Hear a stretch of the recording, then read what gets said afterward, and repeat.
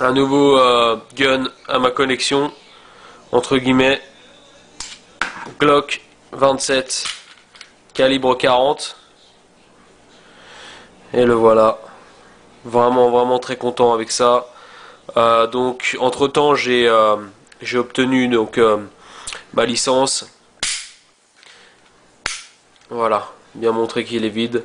Entre temps donc j'ai obtenu ma licence, et ce serait le dernier ajout à ça. C'est mon holster que j'attends, qui est commandé, qui est censé être un magnifique holster en cuir, qui se porte à l'intérieur de la ceinture, enfin on va dire à l'intérieur du pantalon. Je vous montrerai ça sur une autre vidéo. Donc voilà, le bébé Glock 27, super arme. Donc on va y aller en détail. Alors le poids avec le chargeur, pardon, c'est un total de 800 grammes, même un petit peu moins. Je crois que c'est 760. À vide comme ça il est à 550, donc 200 grammes plein, hein. Donc 9 balles de capacité, une dans la chambre si l'on veut, donc ça peut augmenter le total. Alors pardon, ici c'est le 9 balles capacité, avec une dans la chambre ça monte le total à 10. Ici vous voyez que j'ai une petite extension de grip, ce qui me permet de me donner deux choses, 2 balles supplémentaires premièrement, et aussi comme je vais le démontrer maintenant, voilà, ça c'est le grip sorti d'usine, donc à on va dire 2 doigts ici, 4 doigts en gros, 4 doigts sur 5, et ici avec l'extension. Donc c'est la raison principale pour laquelle j'ai pris l'extension, enfin j'ai ajouté l'extension, une extension qui coûte 10 $, que vous ajoutez juste au cul du chargeur. Voilà, le grip classique à 5 doigts. Et en plus ça me donne, en 40, pardon, je crois que j'ai dit 2, ça me donne 1 supplémentaire. Donc 10 ici, avec la possibilité d'en ajouter une dans la chambre, ce qui rend le compte à 11. Voilà, donc Glock, particularité de Glock, déjà un truc que j'adore moi, c'est la façon dont on le démonte. Voilà, hop, pas plus dur que ça, tac tac. La façon dont on le remonte, je vous la montre dans une seconde. Pour l'instant je vous montre que ça, c'est du plastique. Quelques renforts en métal ici pour supporter la culasse, et puis bien sûr le système de gâchette qui est en métal. La culasse elle est entièrement en métal, et ce qui fait donc bien sûr, alors désolé hein, pour les avertis, vous voyez qu'il est dégueulasse. J'en ai mis quelques cartouches dans le cornet, et puis j'ai pas nettoyé, pas encore. Voilà, et il se remonte comme ça, c'est tout. Les 3 points de mire sont fluorescents dans le noir, donc ce qui donne un avantage si on vient à se servir de cette arme de nuit. Et puis voilà. Voilà, c'est à peu près tout. L'avantage du Glock, c'est que c'est quelque chose qui n'est pas très cher, donc qui est relativement raisonnable dans le milieu des armes à feu. C'est-à-dire que pour ce genre de Glock, donc un mini comme ça, ou jusqu'à la grande taille, dans n'importe quel calibre, c'est 500 $, n'importe quel Glock, plus ou moins. Celui-là, je l'ai payé 50 de plus pour avoir la mire de nuit, la mire fluorescente. Et ceci comprend 2 chargeurs, un cadenas qui est dans la boîte, et un speed loader, donc qui est quelque chose qui donne pas forcément plus de vitesse, mais qui rend le chargement des balles plus agréable.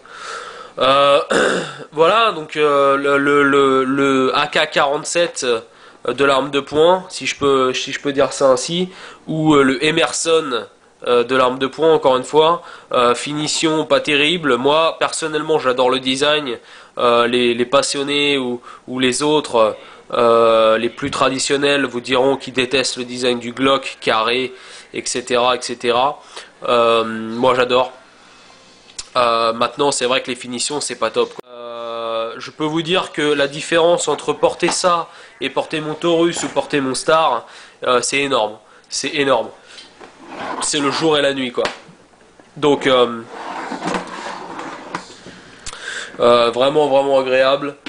Encore une fois, un poids chargé avec ça de 800 grammes. Et je vous raconte pas, avec un bon holster, la différence, je pense, sera vraiment, vraiment remarquable. Un petit mot vite fait sur le fini, la finition ici du métal, donc de la culasse et du canon. Glock a une double finition, c'est-à-dire il a le Tenifer, je mettrai le nom là, qui est en fait un traitement thermique donc de la culasse et du canon,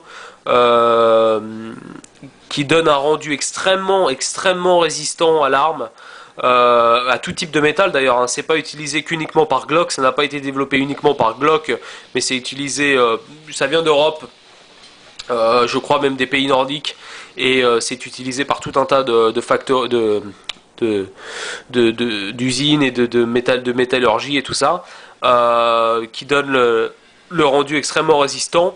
Et en plus, par-dessus ça, ils font une parkérisation, ce qui est le standard de beaucoup d'armes, dont notamment le modèle 1911 de la première et deuxième guerre mondiale, donc les Colt 1911 et tout ça, qui, eux, sont uniquement parkerisés. Et la parkerisation est déjà très efficace. Maintenant, avec un holster ou avec en situation dans la vie de tous les jours, posé sur une table, machin et tout ça, ça tend comme un couteau à s'enlever.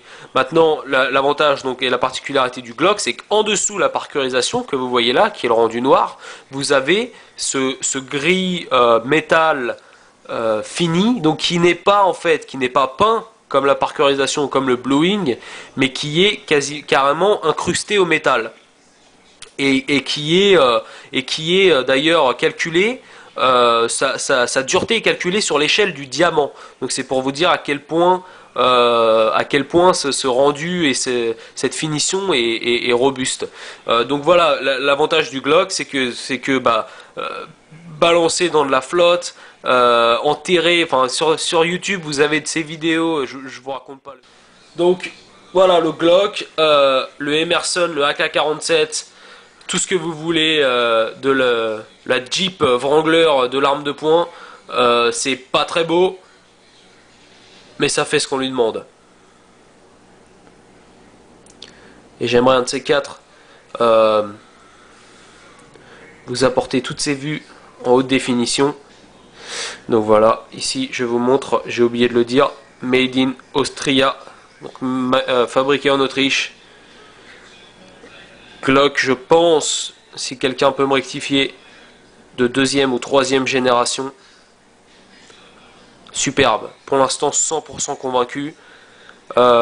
J'étais déjà fan de Glock avant d'en posséder. Je suis conquis. Bien sûr les accessoires qui vont avec. Pour l'instant,